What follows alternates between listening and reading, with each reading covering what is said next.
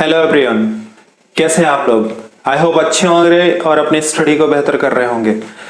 ध्यान रखिएगा, हम लोग फिजिक्स का ये सेकेंड टॉपिक लेके चल रहे हैं। इसके पहले एक टॉपिक और हो चुका है, यूनिट एंड मेजरमेंट, और अगर आप उसे देखना चाहते हैं तो आप ऊपर जो लिंक आ रही है उस पर क्लिक करके उस वीडियो को देख सकते हैं। साथ ही साथ हमने एक वीडियो पे उसके ऑब्जेक्टिव भी क्लियर किए थे, तो पहले उस वीडियो को देखिए और फिर एक सेकेंड टॉपिक में आइए।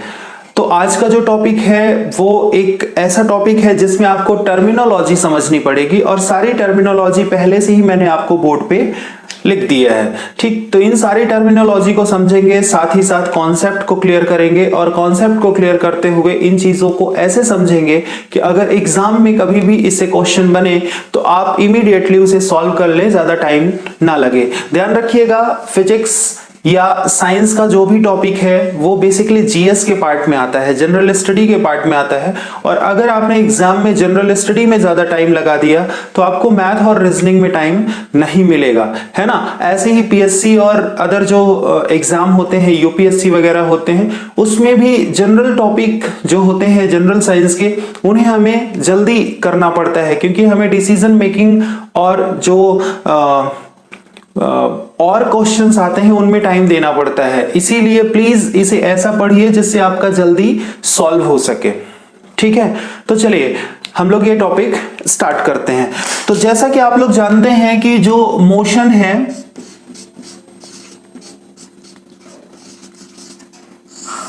इसे हम लोग हिंदी में गति बोलते हैं। तो चलिए हम लोग सबसे पहले समझ लेते हैं कि गति और विराम यानी मोशन और रेस्ट की कंडीशन क्या होती है। तो एक तरफ हम लोग समझते हैं कि मोशन क्या होता है, और दूसरी तरफ हम लोग समझते हैं कि रेस्ट क्या होती है। ठीक, ये दो चीज को हम लोग समझेंगे। इसको विराम कहते हैं हिंदी में। तो चलिए फटाफट इसको समझ लेते हैं। मान लीजिए जैसे आप एक एग्जांपल ले लीजिए, ये एक कार है, ठीक, और कार यहां पे खड़ी है। ठीक है, यहां पे एक बोर्ड लगा हुआ है और इस बोर्ड में मान लीजिए कुछ लिखा हुआ है। ठीक, ऐसे ही मान लीजिए एक कार यहां पे खड़ी है और यहां पे भी एक बोर्ड लगा हुआ है। ठीक है, अब ये सिचुएशन है। अब मान लीजिए हम आफ्टर 1 आवर, 1 घंटे के बाद हम देखते हैं तो ये कार क्या होती है, यहां से यहां पे पहुंच जाती है। ये कार यहां से यहां पे पहुंच जाती है। ठीक, यानी ये ए पोजीशन में खड़ी थी और ये मूव कर गई कहां पे, बी पोजीशन में। ठीक है, जबकि ये कार जहां पे खड़ी थी वहीं पे खड़ी है। ठीक है, तो अब समझिए, अब आप कह सकते हैं कि किसी स्थिर वस्तु के सापेक्ष ये जो बोर्ड है वो स्थिर है, ये जमीन में गड़ा हुआ है, तो ये तो अपनी स्थिति चेंज नहीं करेगा। ठीक है, तो किसी स्थिर वस्तु के सापेक्ष किसी दूसरी वस्तु के स्थान में परिवर्तन गति कहलाती है या मोशन कहलाता है। किसी स्थिर वस्तु के सापेक्ष, ठीक है, किसी वस्तु के स्थान में परिवर्तन गति कहलाती है। ठीक है, अब 1 घंटे बाद जब हम लोगों ने इसको देखा तो ये स्थिर वस्तु के सापेक्ष इसमें कोई परिवर्तन नहीं हुआ, ये जहां पे खड़ी थी वहीं पे खड़ी है, तो ये क्या कहलाएगा, विराम कहलाएगा। ठीक, तो ये दोनों कंडीशन आई होप आप लोग समझ गए होंगे। ठीक है, यानी ये मूव कर रही है, इसमें ये डिस्टेंस कवर करेगी, इसका डिस्प्लेसमेंट होगा, इसका हम स्पीड भी देख सकते हैं, ठीक, इसकी हम वेलोसिटी भी देख सकते हैं, इसका हम एक्सेलरेशन भी देख सकते हैं, इसका हम रिटार्डेशन भी देख सकते हैं। बट यहां पे ऐसा कुछ नहीं होगा, ठीक, क्योंकि ये विराम की कंडीशन में है। ठीक है, तो चलिए जब हम मोशन करते हैं, जब किसी पिंड में, किसी ऑब्जेक्ट में क्या होगा, मोशन होगा, गति होगा, तो हमें ये सारी टर्मिनोलॉजी पढ़नी पड़ेगी। तो अब हमारा नेक्स्ट काम है कि इन टर्मिनोलॉजी को हम लोग क्लियर करें कि ये क्या है। व्यापम के एग्जाम में सीधे सीधे यहां से सवाल पूछे जाते हैं। ठीक है, तो बहुत ही क्लियर कट में इसे समझना है और बहुत ही प्रॉपर वे में समझना है। ठीक, ध्यान रखिएगा कि एग्जाम में जो सवाल आ रहे हैं उसको इंस्टेंट टाइम में आपको जवाब देना है, तो प्लीज इन कॉन्सेप्ट को एकदम क्लियर करते हुए चलिएगा। प्रोजेक्ट जो है, मान लीजिए ये कार है और कार क्या हो रही है, आगे बढ़ रही है। ठीक है, ये कार आगे बढ़ रही है और कहां पहुंच गई, यहां पे पहुंच गई। ठीक है, ये यहां पे पहुंच गई। ठीक है, ए कंडीशन में थी और ए कंडीशन से बी कंडीशन में पहुंच गई, ए कंडीशन से ये बी कंडीशन में पहुंच गई, यानी इसमें क्या हुआ, मोशन हुआ है, इसमें मोशन हुआ है। तो अब हम लोग समझते हैं कि अगर इसमें मोशन हुआ है तो इसने डिस्टेंस कवर किया होगा, डिस्टेंस कवर किया होगा, यानी इसने दूरी तय की होगी। अब यहां पे हम लोग समझते हैं कि दूरी क्या होती है। ठीक है, तो सबसे पहले यहां पे पहला पॉइंट लिखिएगा, पहला पॉइंट लिखिएगा। पहला पॉइंट यहां पे होगा, किसी पिंड के द्वारा तय किए गए पथ की लंबाई। ठीक है, length of path, length of path. ठीक, यहां पे जितना रास्ता ये कार तय करेगी उसे हम क्या कहेंगे, डिस्टेंस कहेंगे, दूरी कहेंगे। ठीक, इसको अभी हम समझेंगे भी। जैसे मान लीजिए यहां पे कार थी, ए पोजीशन पे कार थी, यहां से गई ये कहां पे, बी कंडीशन में, ये बी कंडीशन में गई और ये इसने कितना तय किया, इसने तय किया 3 किलोमीटर या 3 मीटर। ठीक है, अब ये कार यहां से सी कंडीशन में चली गई और इसने तय किया 4 किलोमीटर, इसको भी आप लोग किलोमीटर कर लीजिए, किलोमीटर। ठीक है, तो अगर हम कहें कि इसने कितना डिस्टेंस कवर किया तो 3 + 4, 3 + 4 यानी कितना हो जाएगा, 3 + 4 = 7 किलोमीटर। ठीक, ये क्या हो गई, डिस्टेंस हो गई। अब यहां पे और ध्यान रखिएगा, यहां पे दूसरा पॉइंट लिखिएगा, इट्स अ स्केलर क्वांटिटी, यानी ये अदिश राशि है, अदिश है। ठीक है, दूसरी बात यहां पे ध्यान रखिएगा, तीसरा, इसकी जो यूनिट है वो क्या होगी, मीटर होगी। ठीक है, और चौथी बात याद रखिएगा, ये हमेशा कैसी होगी, पॉजिटिव होगी, धनात्मक होगी। इतने पॉइंट्स आपको याद रखने हैं, किसमें, डिस्टेंस में। Total length of path, it's a scalar quantity, it's unit is metre, and fourth one, it's always positive, ये हमेशा पॉजिटिव रहेगी, कभी भी निगेटिव नहीं हो सकती। ठीक है, चलिए आगे बढ़ते हैं और नेक्स्ट हमारा जो है उसको समझ लेते हैं। नेक्स्ट है डिस्प्लेसमेंट।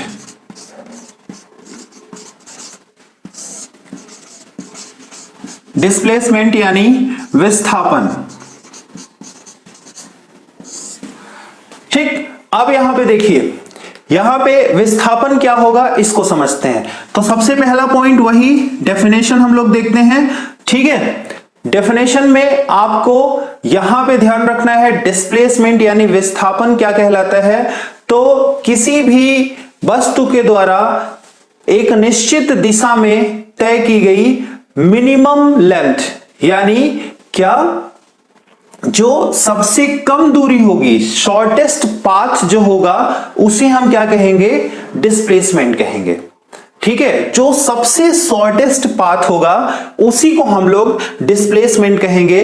ध्यान रखिएगा, यहां पे न्यूनतम दूरी आपको बतानी है, किसी भी पिंड के द्वारा तय की गई न्यूनतम दूरी, यानी आप कह सकते हैं मिनिमम डिस्टेंस,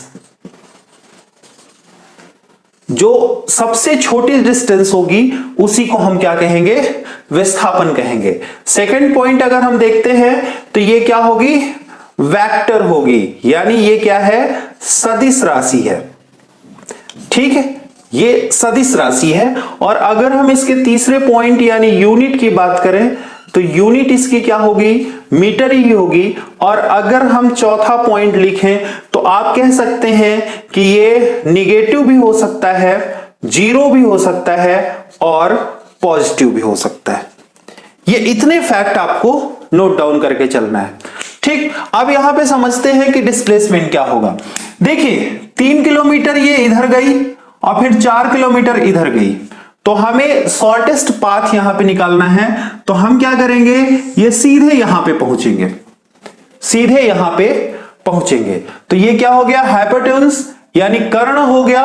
और कर्ण क्या होता है, लंब का वर्ग प्लस आधार का वर्ग। तो हम क्या निकाल लेंगे यहां पे हम टोटल डिस्प्लेसमेंट निकाल लेंगे। तो क्या हो जाएगा, 3 square plus 4 square under root. और जब इसे आप सॉल्व करेंगे तो 3 3 जार 9, 4 4 जार 16, 16 9 25। और जब आप 25 का अंडर रूट करेंगे तो आ जाएगा 5। तो यहां पे डिस्प्लेसमेंट क्या हो जाएगा, 5 किलोमीटर। तो ध्यान दीजिएगा डिस्प्ले, और यहां पे एक सर्टेन डायरेक्शन भी होगी, सर्टेन डायरेक्शन होगी, ये वाली डायरेक्शन होगी। तो इसे आप क्या कह सकते हैं, इसे आप कह सकते हैं north east. North east direction में ये क्या कर रही है, मूव कर रही है। ठीक है, तो यहां पे सर्टेन डायरेक्शन भी आपको देना पड़ेगा। यानी आप डिस्टेंस और डिस्प्लेसमेंट का जितना फैक्ट था, पॉइंट था, वो आप यहां पे समझ गया हो। बहुत ही क्लियर वे में आपने समझा कि वेक्टर होगी ये स्केलर होगी। और अगर ये वेक्टर है तो ये निगेटिव भी हो सकता है, जीरो भी हो सकता है और पॉजिटिव भी हो सकता है। ठीक है, आई होप इतना समझ में आ गया होगा। चलिए समझ लेते हैं कि ये जीरो कैसे होगा। मान लीजिए ये क्या हुआ, यहां से फिर यहां आया, ठीक, और यहां से फिर यहां आया। तो अगर ये यहां से यहां आएगा तो 3 किलोमीटर, और यहां से फिर इधर जाएगा तो 4 किलोमीटर। तो देखिए ये पूरा राउंड अप किया तो 3 4 7 3 4 7 यानी 14। तो डिस्टेंस क्या हो जाएगी, अब यहां पे डिस्टेंस 14 किलोमीटर हो जाएगी, 14 किलोमीटर। बट डिस्प्लेसमेंट यहां पे 0 हो जाएगा, क्योंकि जिस पॉइंट से ये चली थी, जिस पॉइंट से चली थी उसी पॉइंट में पहुंच गई। तो अब ओवरऑल फिर से मैं एक बार बता दे रहा हूं, डिस्टेंस जो होगी वो total length covered by any object, total length covered by any object. और अगर डिस्प्लेसमेंट की बात करें तो आप कहेंगे the minimum distance in between initial point two final point. ठीक, यानी प्रारंभिक बिंदु और अंतिम बिंदु के बीच न्यूनतम दूरी जो होगी वो क्या होगी, डिस्प्लेसमेंट होगी। और डिस्प्लेसमेंट में डायरेक्शन होता है, इसीलिए हम इसे वेक्टर कहेंगे। जैसे ये डिस्प्लेसमेंट हुआ तो यहां पे डायरेक्शन हुआ क्या, नॉर्थ ईस्ट। ठीक, तो आई होप इतना पॉइंट आप समझ गए होंगे। चलिए इसके आगे बढ़ते हैं। यहां पे जब कोई ऑब्जेक्ट मूव कर रहा है तो उसमें क्या होगी, स्पीड होगी, स्पीड होगी यानी चाल होगी। ठीक, और वेलोसिटी भी होगी, वेलोसिटी भी होगी यानी वेग भी होगा। तो चलिए अब यहां पे समझते हैं कि स्पीड क्या होती है और वेलोसिटी क्या होती है। ठीक, बहुत ही क्लियर कट में यहां पे समझना है। सबसे पहले तो हम स्पीड की डेफिनेशन देख लेते हैं। स्पीड की डेफिनेशन क्या होगी, डिस्टेंस पर यूनिट टाइम। तो आप बहुत सिंपल सी चीज बोल सकते हैं, डिस्टेंस पर यूनिट टाइम। ठीक है, यानी किसी भी निश्चित समय में तय की गई दूरी, निश्चित समय में तय की गई दूरी क्या कहलाएगी, स्पीड कहलाएगी। ठीक है, निश्चित समय में तय की गई दूरी क्या कहलाएगी, स्पीड कहलाएगी। मैं आपको दोनों इसलिए कंपैरेटिव वे में समझा रहा हूं क्योंकि काफी हद तक मैंने देखा है कि कई लोगों का इसमें जो डिफरेंस है ना वो पता नहीं चल पाता उनको, तो इसलिए मैं कंपैरेटिव वे में आपको बता रहा हूं। ठीक, आप देखिए यहां पे दूसरा समझिएगा, सेकंड पॉइंट क्या है। सेकंड पॉइंट, ये वेक्टर क्वांटिटी है कि स्केलर क्वांटिटी है। तो इट्स स्केलर क्वांटिटी, यानी ये अदिश राशि है, यानी इसमें दिशा का कोई मतलब नहीं है। ठीक, अगर हम तीसरी बात करें यूनिट की, तो यूनिट क्या हो जाएगा, मीटर और पर सेकेंड। ठीक, तो मीटर पर सेकेंड हो जाएगा। और अगर हम चौथी बात करें तो इट्स ऑलवेज पॉजिटिव, ये हमेशा धनात्मक होगी, ऋणात्मक कभी नहीं होगी। ठीक, आई होप इतना समझ में आ गया। अब चलिए चलते हैं वेग में। तो वेग में क्या करना है आपको, distance per unit time in a certain direction.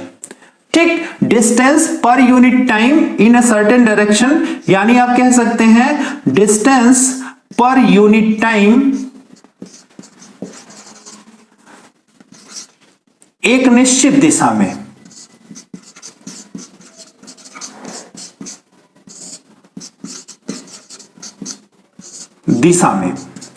ठीक है, distance per unit time in a certain direction, जब आप किसी निश्चित दिशा में एक निश्चित समय में दूरी तय करेंगे तो उसे हम क्या कहेंगे, वेग कहेंगे। यह पहला पॉइंट था। सेकंड पॉइंट, अगर हमने यहां दिशा का नाम ले लिया तो यह क्या हो जाएगा, वेक्टर हो जाएगा, सदिश हो जाएगा।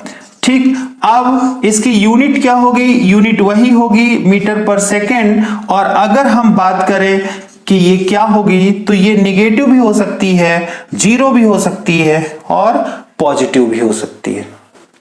ठीक, निगेटिव भी हो सकती है, जीरो भी हो सकती है, पॉजिटिव भी हो सकती है। तो आई होप यहां पे आपको डिस्टेंस और स्पीड एंड वेलोसिटी समझ में आ गया होगा। तो यहां पे हम लोगों ने कितने पॉइंट समझ लिए, डिस्टेंस समझ लिए, डिस्प्लेसमेंट समझ लिए, स्पीड समझ लिया, वेलोसिटी समझ लिया, और हम लोगों ने रेस्ट की कंडीशन भी समझ ली यहां पे।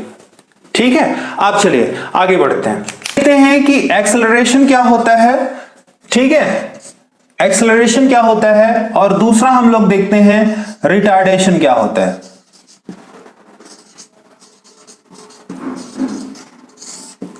एक्सेलरेशन क्या होता है, रिटार्डेशन क्या होता है, यानी त्वरण क्या होता है और मंदन क्या होता है।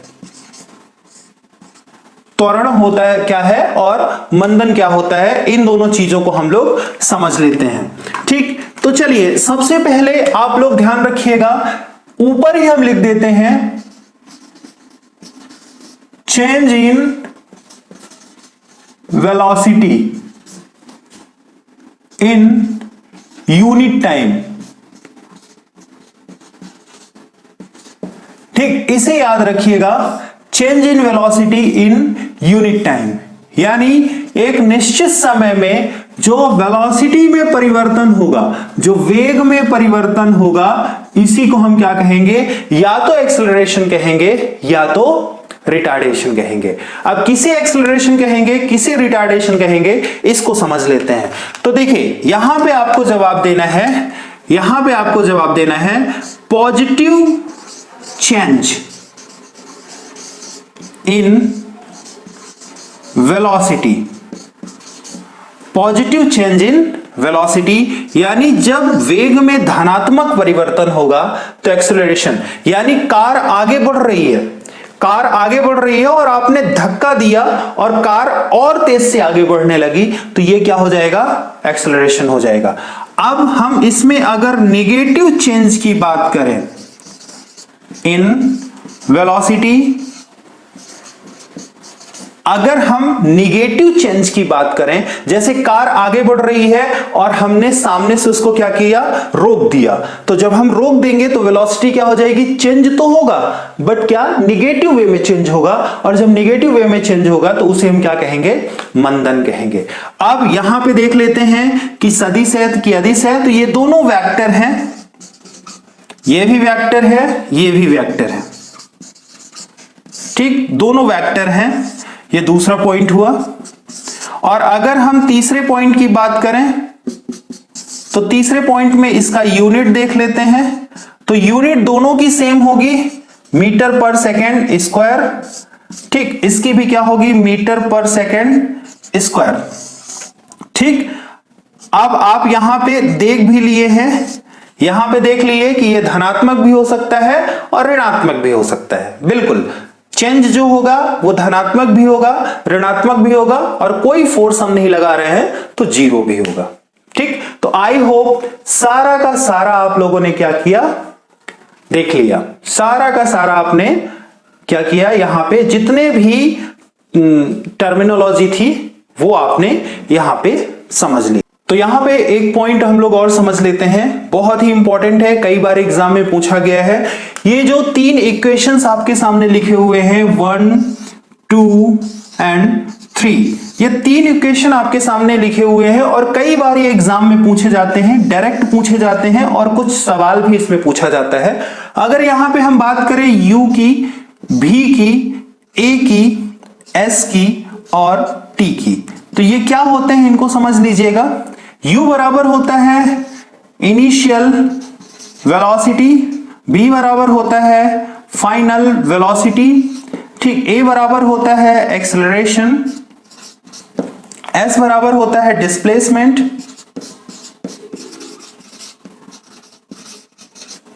और t बराबर होता है टाइम।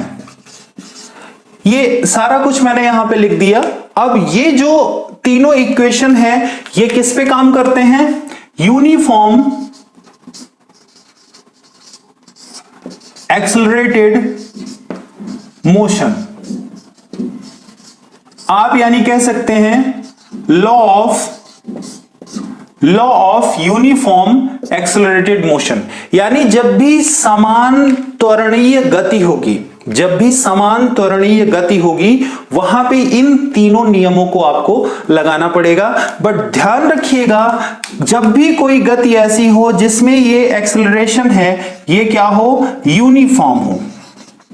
अगर समान त्वरण नहीं होगा तो ये नहीं लगेगा। ठीक, अब यहां पे v equal to u plus at, s equal to u t plus half at square, और तीसरा है v square plus u square plus 2as। ठीक है, ये तीनों आपको याद करने हैं। यहां से कैसे सवाल बनते हैं ये मैं आपको बता देता हूं।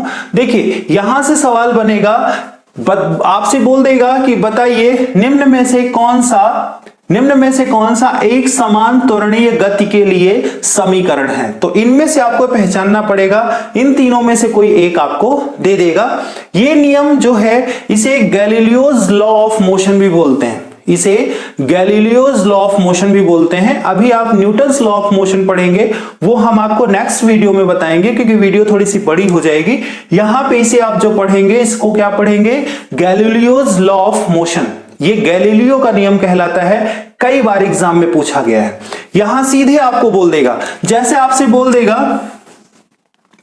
आपको इस तरह से बोल देगा कि निम्न में से कौन सा समीकरण एक समान त्वरणीय गति के लिए है, और यहां पे आपको बोल देगा इस तरह u v माइनस एटी। अब आप परेशान हो गए कि अरे ये तो कहीं हमने पढ़ा ही नहीं था, ये तो कहीं हमने पढ़ा ही नहीं था। तो ध्यान दीजिएगा, इसी को हमने क्या किया है, रीअरेंज करके यहां पे लिख दिया।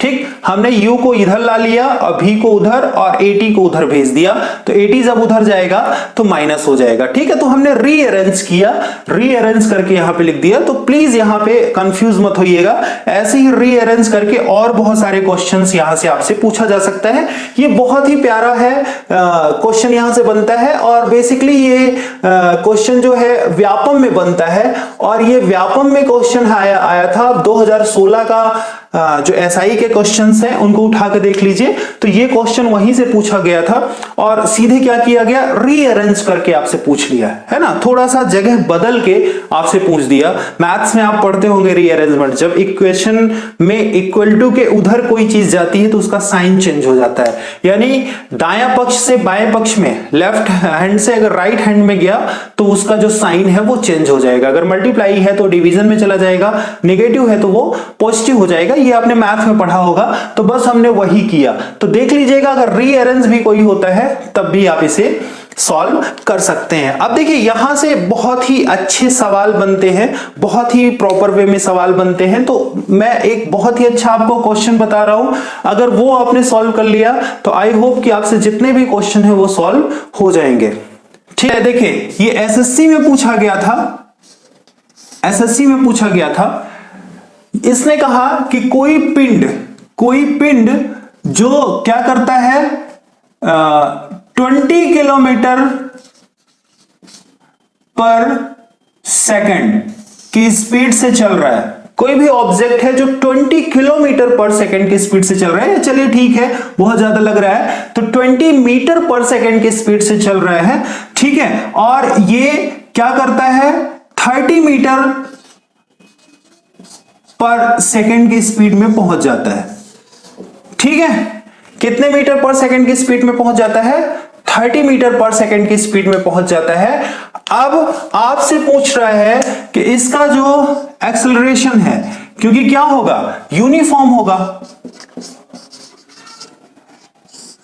एक्सेलरेशन क्या होगा, यूनिफॉर्म होगा, और इसका एक्सेलरेशन दे दिया 2 मीटर पर सेकेंड स्क्वायर, यानी जो इसमें एक्सेलरेशन है, त्वरण है, वो क्या है 2 मीटर पर सेकेंड स्क्वायर है। तो अब आपसे इसने पूछ लिया कि बताइए उस पिंड के द्वारा टोटल डिस्प्लेसमेंट कितना होगा, इसने विस्थापन पूछ लिया।